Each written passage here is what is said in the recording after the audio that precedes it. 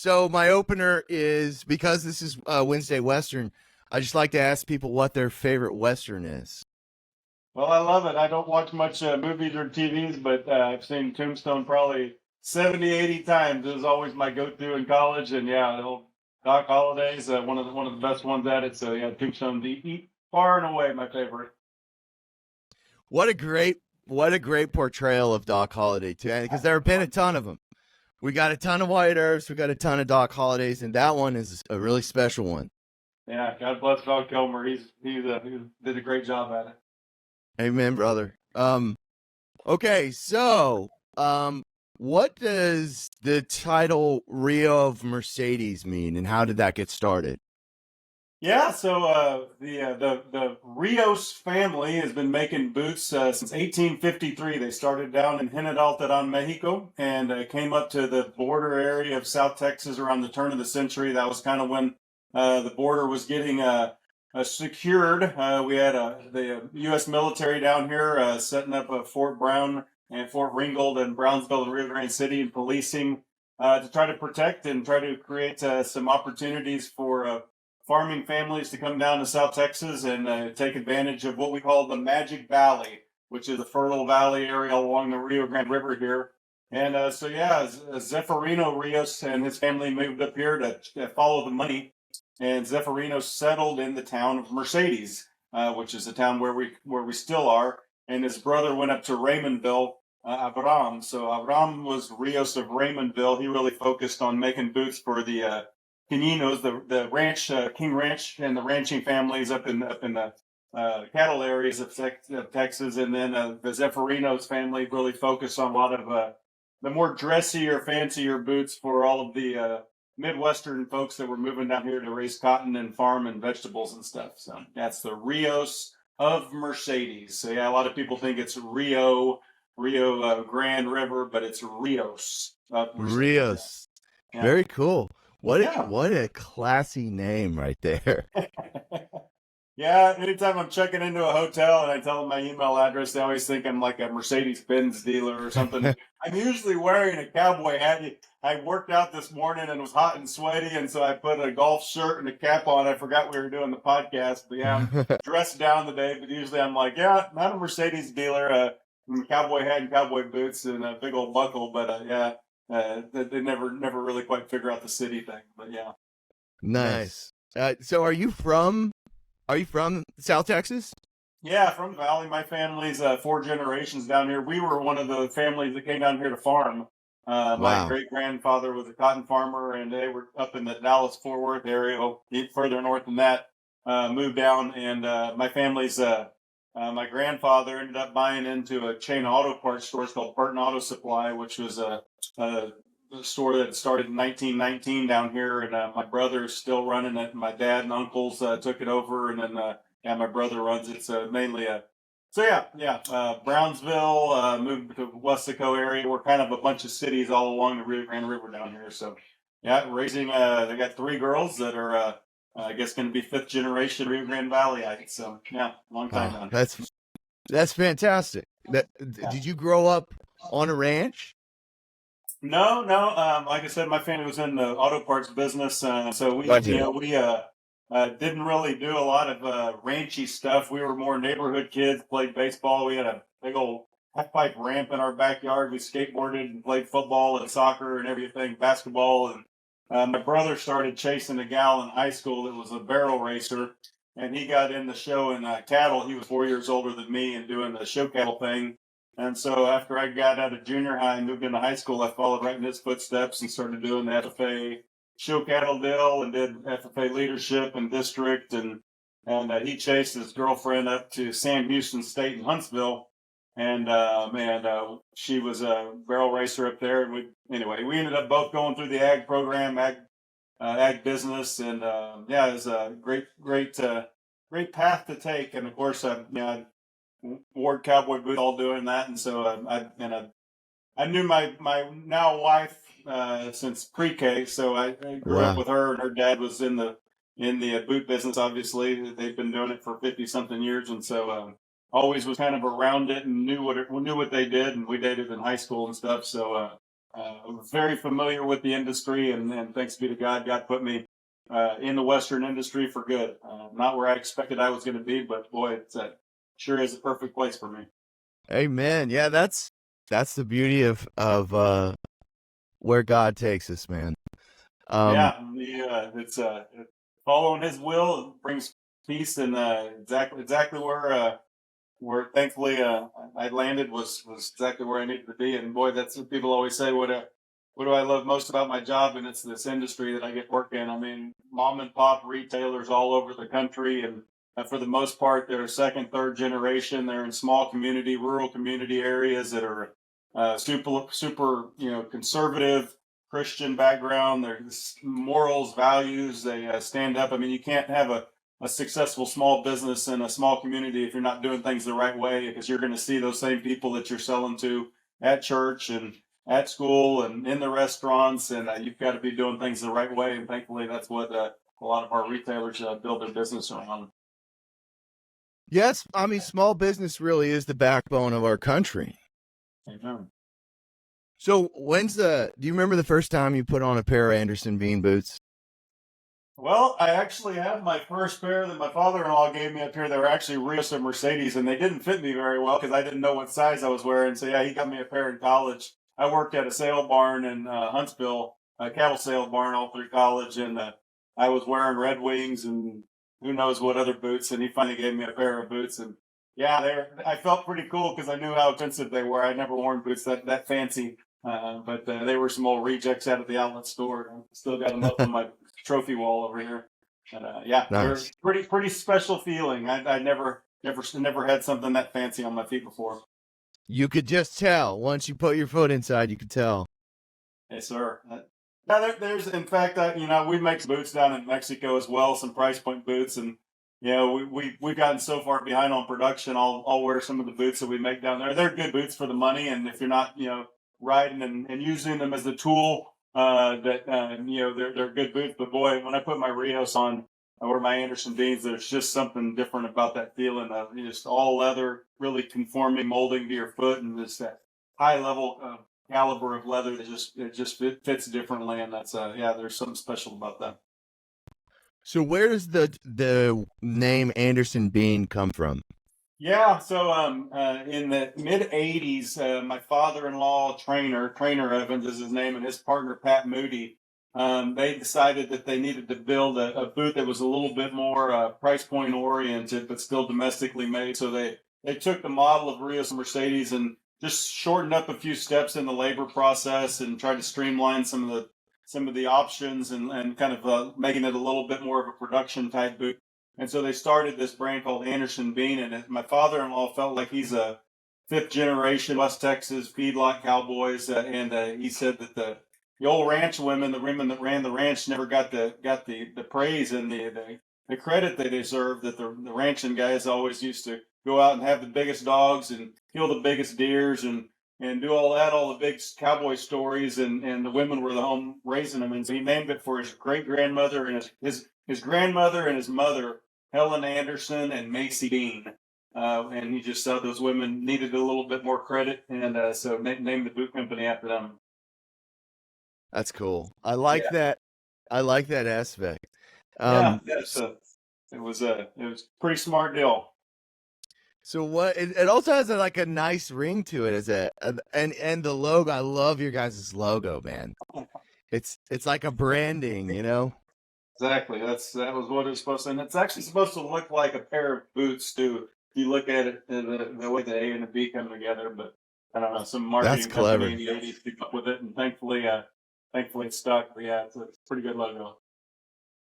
So I know this is a huge question, but what makes Anderson Bean boots unique?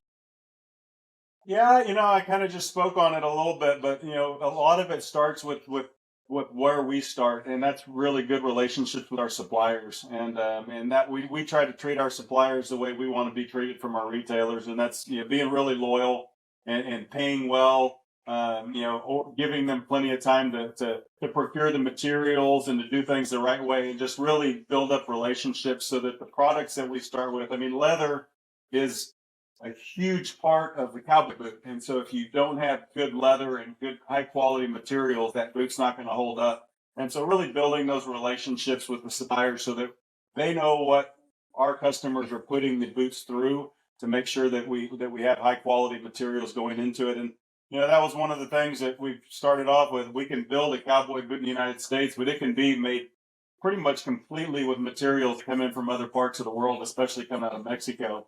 And we decided that if we're going to build a boot in the U.S., we need to use U.S. suppliers. Just the way we want people to appreciate a U.S. made boot, we want to support the supply chain. And it's going through the 80s and 90s, a lot of manufacturing moved out of the country, and it left a lot of our suppliers high and dry. And so we want to be really loyal to them. And thankfully, they're they service us really well. But so it starts off with the materials that we select.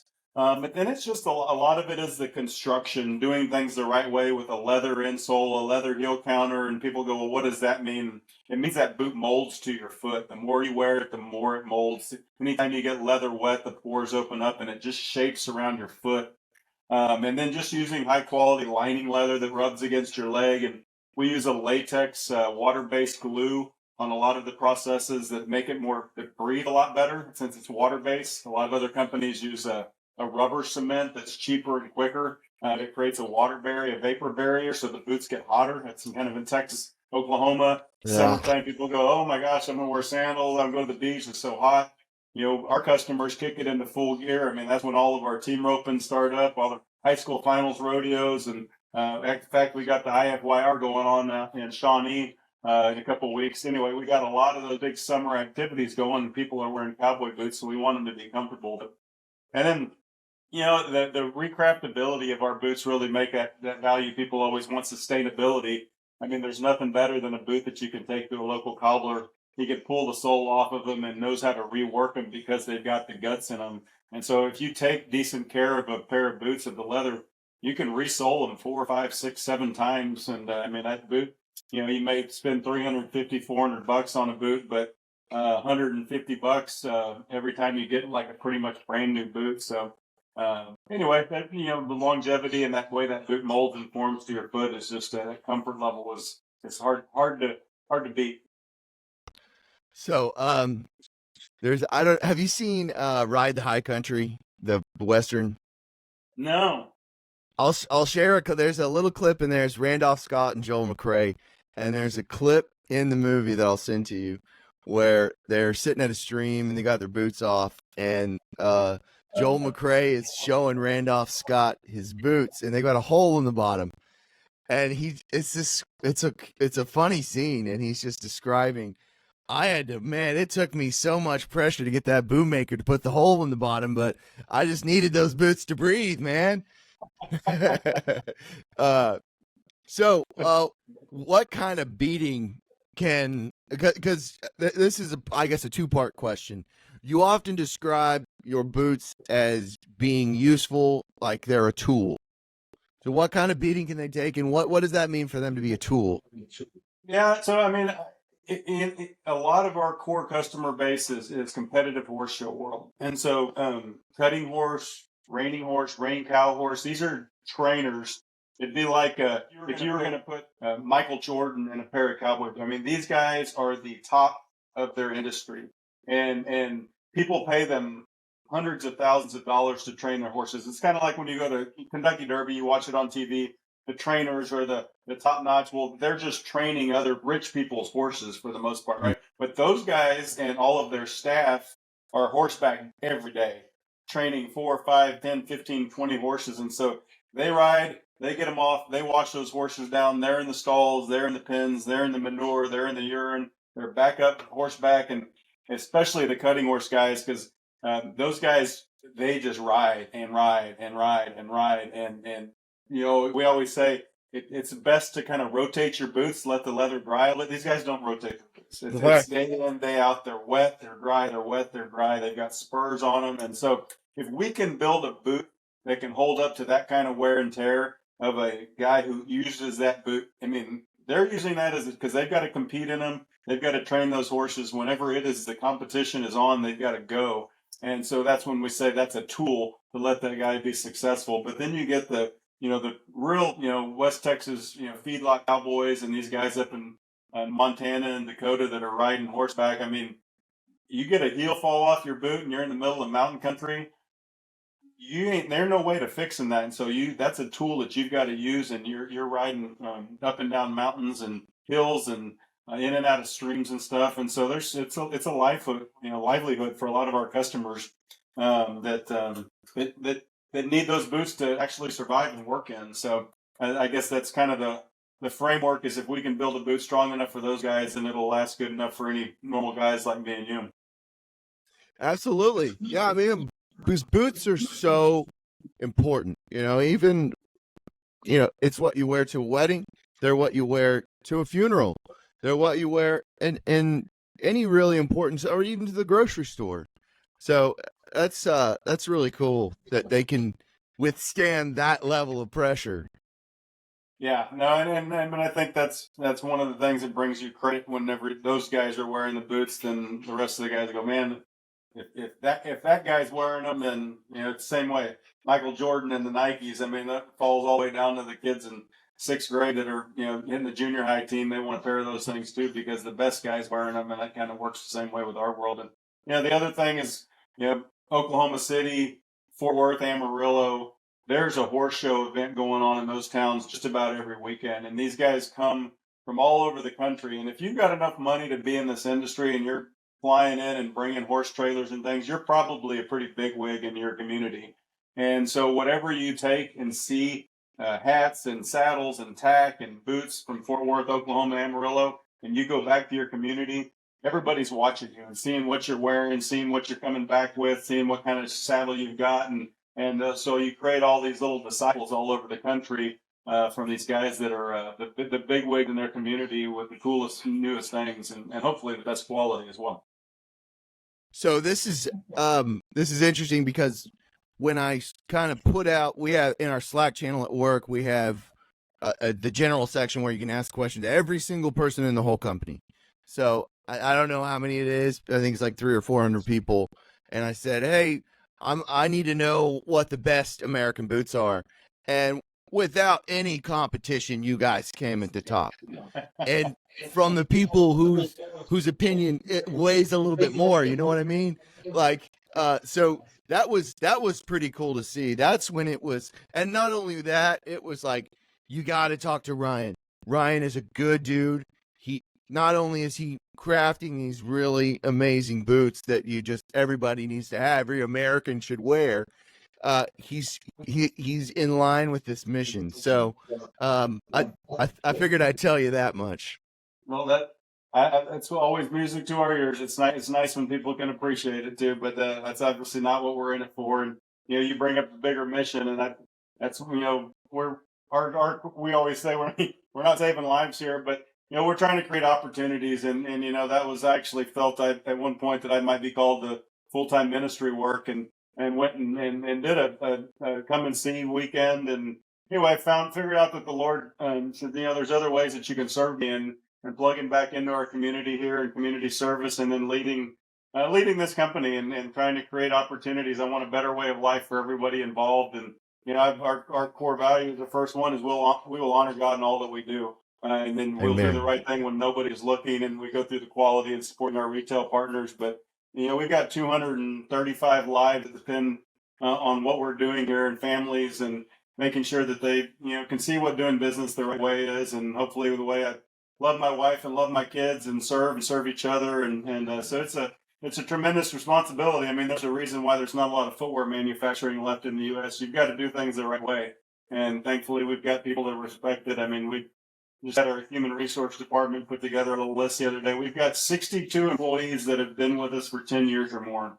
And then you get up into the 40, and we've got 3 guys that have been with us 50 years or more. You get in, I think, 12 in the 40 range. And that doesn't happen overnight. And my father-in-law and Mr. Pat, created an incredible foundation in this industry. And so it's a heavy load to carry, but it's well worth it. And it's like I said at the beginning, when you follow God's will and go where he plants you, and it's fun to grow there. Amen, brother. So you're in your office right now, correct? Yes, sir. Where are you at in the factory? What are we hearing right now? Well, I you want to see? Whoa, There's the boot factory, yeah. that's cool, man. So yeah, you probably hear a little bit of the machinery. I've got some of the soul stitchers right down below me, so maybe that's what you're hearing, that pop pop pop pop pop pop pop. Yeah. So, Anderson Bean boots also happen to look really good. What goes into that aspect of it? You know, I mentioned it earlier, but I didn't. We don't do any direct to consumer sales, so we drew a line in the sand that we are only going to support our retail partners that built this that built this brand up, and so our retailers. So we've got a team of sales reps. We've got about 10 sales reps that travel the country. In fact, we've got Dallas Market going on right now at the World Trade Center in Dallas. And so retailers come and visit and they see samples, they see swatches, and they design boots for their store.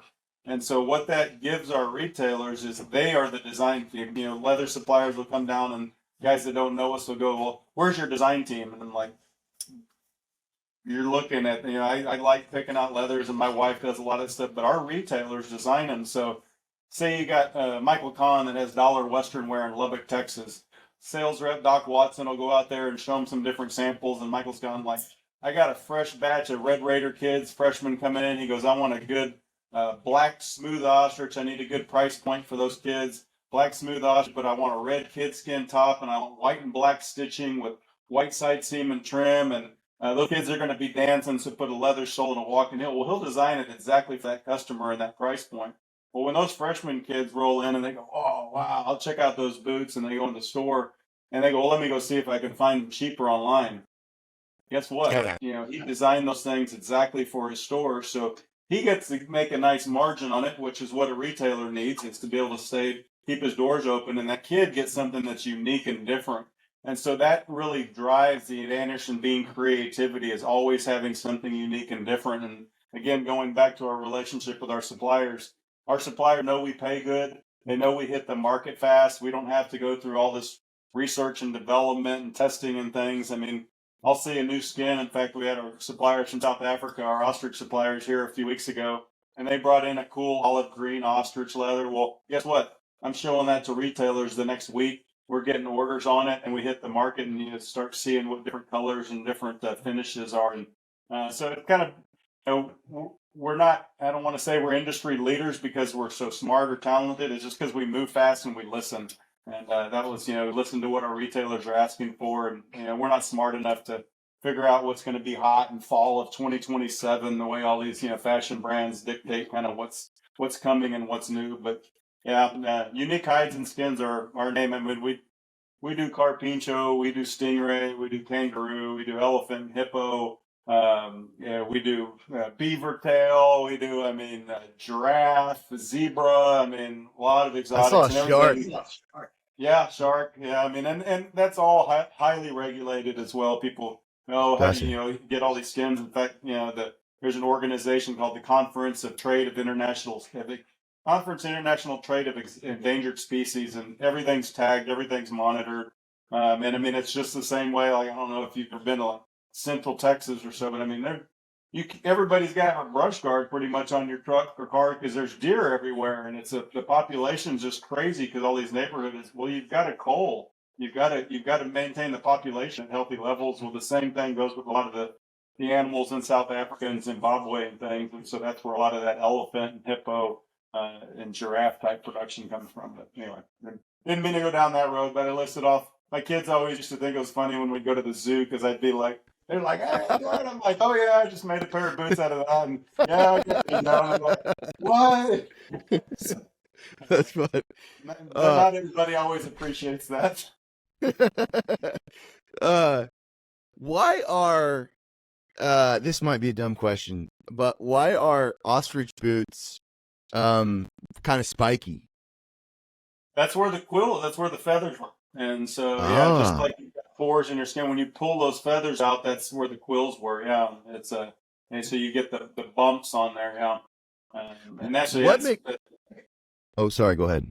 No, I just was going to say ostrich is super recognizable because of that, but it's also so you see so much of it because people always ask me what's the best hide, and it's far and away ostrich. Just has a lot of natural oils to it. It's very conforming. People always say, when they put boots on, are they going to stretch? Well, we try to take all the stretch out of them, but certain leathers do conform and mold to the foot better. And ostrich is one of them. But like you get into like crocodiles and stingrays and some of those reptiles, they don't conform very well. So that's why ostrich, I mean, you don't hardly have to do anything to take care of them, and they won't crack or they won't have any wear issues. So that's why they're so popular. But yeah.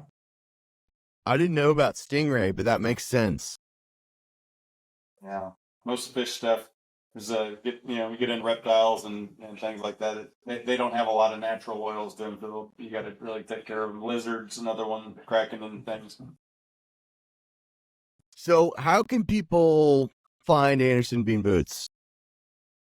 Yeah, I mean, hopefully you can find some in your local retail store. But we've got a website with a retailer locator on there where you can plug in your zip code. If you're going to be traveling and stuff, you can type in what city you're going to, and that's the best way to find them. But I mean, obviously you can do some searching, Instagram, Facebook. I mean, you can hashtag Anderson Bean and see the retailers. We've got a pretty active group on Instagram and Facebook too. But that's one of the silver linings from COVID was a lot of our retailers realized that there's some online business. There, some of those cowboys, and not even so much because their local stores weren't open, but a lot of the events that they were typically going to, flights and things were canceled, and so a lot of cowboys learned how to shop online through COVID, Nice. and our retailers were like, "Wow, we've got boots, might as well put them on there." And so, yeah, a lot of our retailers really grew their online presence through that, and that's probably the easiest way is AndersonBean.com.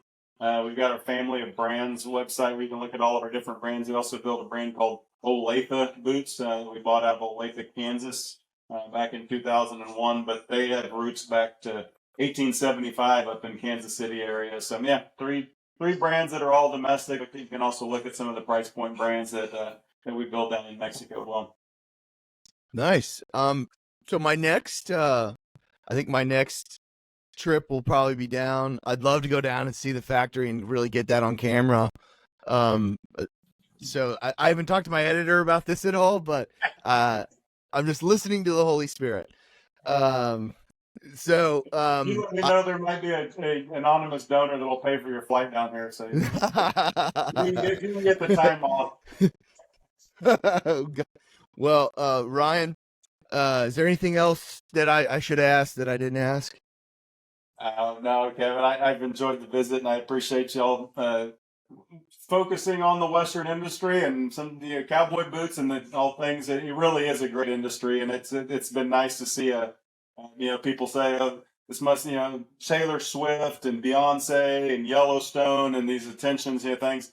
Our hope is that people really yearn for what Granddad and Dad and the values and morals that were. It was hard work and dedication, and there's not many people in this industry that you're going to find that are multimillionaires or billionaires. They're just trying to eke out a living and do things the right way. And I think hopefully that's what we're seeing, that our country's yearning is something that means something. And just all these kids that want to learn farm to table, where their food comes from, where their beer comes from, all these craft breweries and distilleries. I think that's kind of what's happening. People want to know where their clothing's coming from, where their boots are made, and that story behind it. And thankfully, we've got a really good one. And that was one of the things my father-in-law for years. He just kind of built the best boot out there. We built the best boot, come and buy it, and he didn't ever want to tell the story because he thought it was bragging. But the more you see people want to understand and want to dive in deeper, hopefully that's because they want to stand for something, and they want to know what the companies they're representing stand for. And I think that's a good thing. So hopefully that's what we're seeing our country come back to. But we'll be here whether they all come back or not. We'll hopefully be a strong foundation for them.